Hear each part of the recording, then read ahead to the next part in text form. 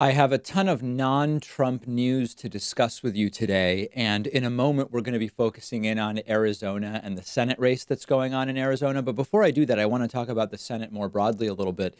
I don't know, with everything that's going on, how many people in my audience are following what's going on with the Senate for November of 2020.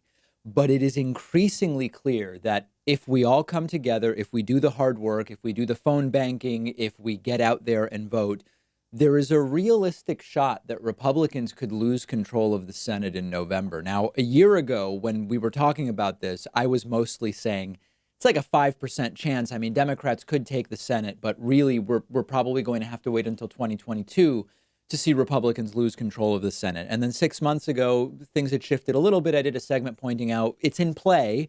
It's probably still like a 20% shot at taking the Senate for Democrats. There is now an increasingly realistic scenario where Democrats snatch control of the Senate from Republicans in November. Now, to refresh the numbers, right now, the balance of power is 53 to 47 in favor of Republicans. That is, the 47 is 45 Democrats and then two independents, Bernie Sanders and Angus King. That's how you get to 47. If the Senate is tied 50-50, the vice president gets to cast the tie-breaking vote. So right now, if Democrats want control, they need a net gain of 4 seats or 3 seats plus the presidency, because then Joe Biden's vice president becomes the tiebreaker in a 50-50 Senate. Now, Democrats are going to lose Alabama. This is just a reality. Alabama, there's this Senate seat that used to be Jeff Sessions' seat, Republican. Jeff Sessions became Trump's beleaguered attorney general. Doug Jones defeated serial accused sex assaulter Roy Moore. But that is an anomaly, depending on how you like to pronounce it. And Jeff Sessions is running for that seat again, and he's almost certain to win. He's winning by a ton. So in practice, losing that one, this means Democrats need 5 wins against Republicans or 4 wins plus the presidency. And it is not a crazy scenario at this point to imagine that that might happen. It would be a major turn of events from what we would have been looking at 6 months ago. In great part, you would blame Trump. You could blame the virus. But Republicans have a very difficult path now to defending control of the Senate compared to 6 or 12 months ago. You've got 100 senators. They serve 6-year terms. That means every 2 years, a third of the Senate is up for re-election. Right now, we have 33 races plus 2 special elections, Arizona and Georgia.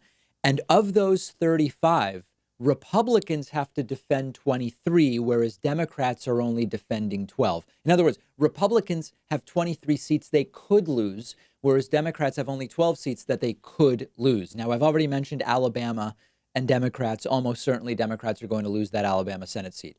Let's look at the best shots for Democrats to take seats from Republicans. First of all, you've got Colorado, where John Hickenlooper, the Democrat, is leading the incumbent Republican Cory Gardner by 13. That will very likely flip. In Arizona, Mark Kelly is leading Martha McSally, the incumbent Republican, by an average of 9. Now, in one recent poll, it's 13, and we'll talk about that a little later. In Maine, you have Sarah Gideon, the Democratic challenger to longtime Republican Senator Susan Collins, ahead by about 2.5. And then in North Carolina, it's very close. Cal Cunningham, the Democratic challenger, ahead of incumbent Republican Senator Tom Tillis by 1. I mean, that's like a tie. It's the margin of error. Then you've got some longer shots for Democrats. In terms of the longer shots, in Montana, Steve Bullock has a very good recent poll against the incumbent Republican Steve Daines. I'm still calling it a long shot because it is just one poll and it is Montana. But Montana doesn't look bad for Democrats. Then you've got Georgia, Kansas, and Iowa, which are, as we're calling them, those are long shots for Democrats, but they are not completely impossible. So the news is the Senate is very much in play. It's very much worth fighting for. This has been a big reversal over the last 6, and particularly if you look at what the polling was 12 months ago. But voters need to vote. Otherwise, this is nothing. This is going to be another opportunity lost if people don't get out and vote. I don't want to see that happen. Now, let's focus in on one Senate race, and I'll use it to look more broadly at the signal that the Senate races could send about the presidential race. Let's dig into Arizona right now. Our sponsor, NordVPN, is giving you 70% off a 3-year plan, which is just a little over $3 a month. And you will get an extra month free when you go to nordvpn.com/David Pakman, or just go to their website and use the coupon code David Pakman. By this point in time, if you're not using a VPN when you're on the internet, you are putting yourself at a huge disadvantage. NordVPN keeps your IP address hidden when you're browsing online, keeps your personal data safe from hackers, prevents websites from following you around the internet, and you can even use it on your phone.